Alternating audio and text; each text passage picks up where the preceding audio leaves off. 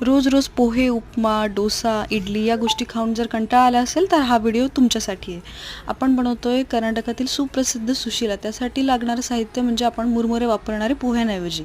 मुरमुरे छान स्वच्छ धुवून आपण त्यातलं सगळं पाणी काढून घेणार आहे आणि आपण जे पोह्यांसाठी वापरतो सगळी सेम कटिंग तेच आहे. मोठे ओबडधोबड चिरलेले 2 कांदे, मिरची, कोथिंबीर, कढीपत्ता या सगळ्या गोष्टी. आता मी इथे मुरमुरे छान धुवून त्यातलं सगळं पाणी काढून घेतलं.